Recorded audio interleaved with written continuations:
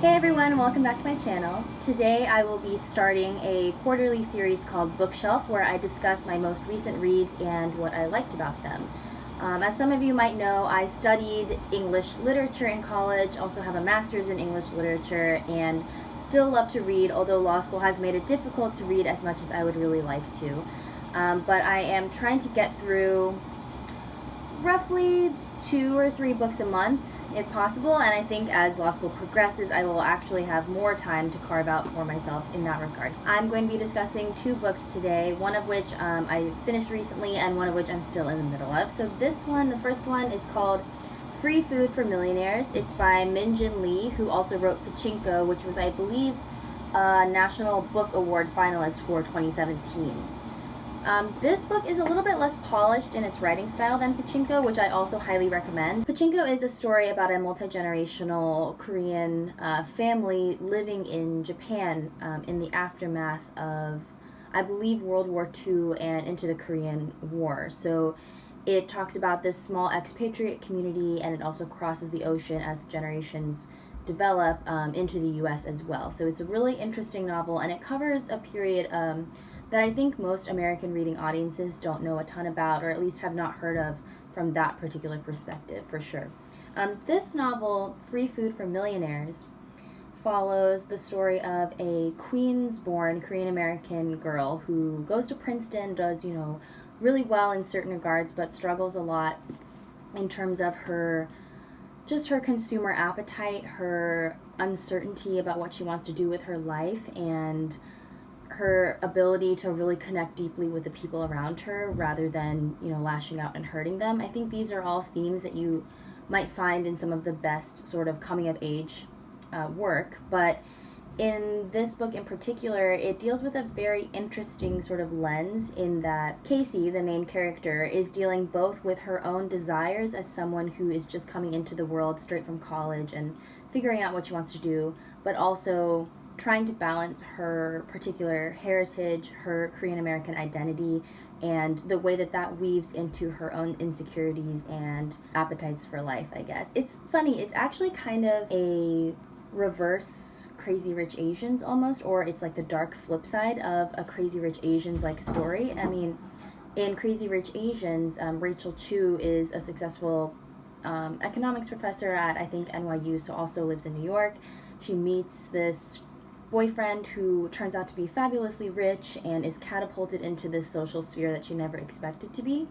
In this novel, it takes a kind of similar character, a much more sharp-edged character, and really delves deeply into her inability to struggle out of her current social status and sort of the toxicity or the poisonous atmosphere of having these desires to climb the social ladder and get to a place where her peers at Princeton or her peers in her office are already in.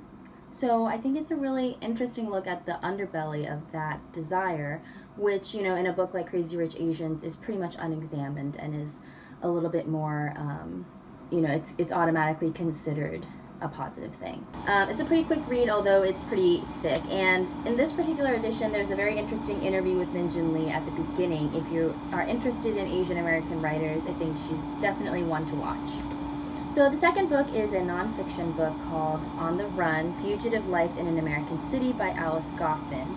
This book is, I think, a couple of years old now. Yeah, it's from 2014. It's a nonfiction sort of sociological study of a particular community, a black community in Philadelphia, but it's written in a very easy to read narrative style, and although I think this book is flawed in a couple of ways, it is a very interesting sort of first look into the issue of mass incarceration. If that's something that you're sort of interested in but you don't know where to start, I think this is a pretty good starting or jumping off point.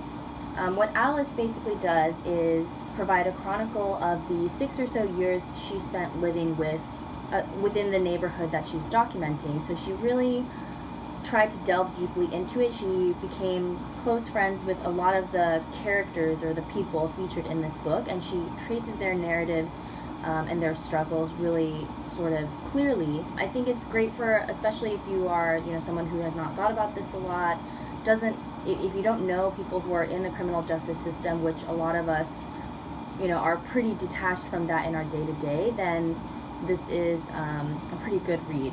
I haven't finished it yet. I mean, there are definitely some issues with, basically a white sociologist coming in from the top down and sort of chronicling this community and providing her own voice overlaid on top of theirs. I think it's something to be aware of when you're reading, because there's just always this background awareness that the narrative we're getting is filtered through her, Alice Goffman's eyes, which are, eyes of privilege, basically.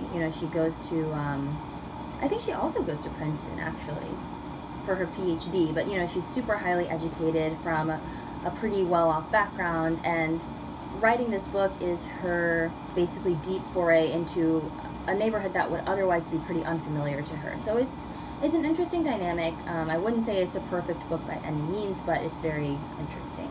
And it goes a little bit, if you've read like Michelle Alexander's The New Jim Crow, for example, it's a slightly different take, even though it circles the same issue of mass incarceration, because it really focuses on the human level of the struggle, and it provides a lot of detail, even some transcribed conversations between, the people that she's recording and, their community, basically. A lot of things that you wouldn't think of.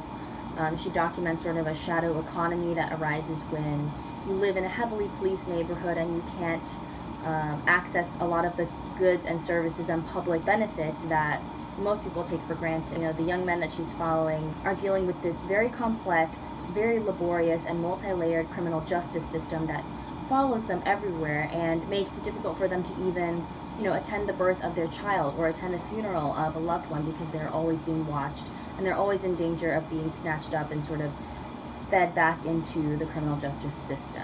Definitely two very different books, but I've really enjoyed reading both of these this past fall and really recommend them. So thank you so much for joining me, and if you guys have any questions, or again, if you have book recommendations, I'm always open to those. My bookshelf at home is already overflowing, but we can always make more room. All right, thank you so much, guys. Talk to you later.